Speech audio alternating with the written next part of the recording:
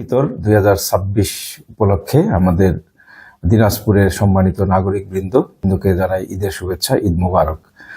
এবং পাশাপাশি আমি সম্মানিত নাগরিকদের দৃষ্টি আকর্ষণ করে বলতে চাই, এই ঈদের সময় আমাদের আনন্দ যাতে বিষাদে পরিণত না হয় সেই বিষয়ে খেয়াল রাখতে হবে।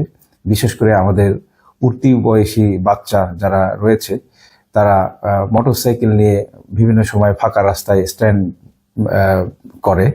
এগুলা যেমন ঝুঁকিপূর্ণ তাদের নিজেদের জন্য, এটা ঝুঁকিপূর্ণ পেডেস্ট্রিয়ান বা পথচারীদের জন্য, এটা ঝুঁকিপূর্ণ আশেপাশের দর্শনার্থীদের জন্য। তো সুতরাং কোনো পাবলিক প্লেসে ঘুরতে গিয়ে সেখানে আপনার সন্তানটি এরকম মোটরসাইকেল উচ্চ স্বরে শব্দ করে চালানো, মোটরসাইকেল অতিরিক্ত গতিতে চালানো, এটা করছে কিনা আপনি অভিভাবক হিসাবে এটি খেয়াল রাখবেন। পাশাপাশি তাদেরকে এই বিষয়ে বাড়িত করতে হবে, বুঝাতে হবে।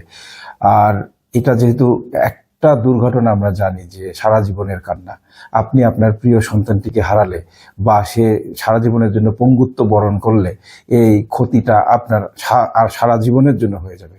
তো সুতরাং অভিভাবক হিসেবে আপনারা এই বিষয়ে খেয়াল রাখবেন। পাশাপাশি আপনার সন্তান কার সাথে মেশে, কোথায় যায়, এই বিষয়েও খেয়াল রাখবেন, যাতে কোনো ধরনের মাদকের সাথে জড়িয়ে না যায়, কোনো ধরনের অপরাধের সাথে জড়িয়ে না যায়। সবার সুস্থতা এবং নিরাপদ জীবন কামনা করছি। ধন্যবাদ সবাইকে।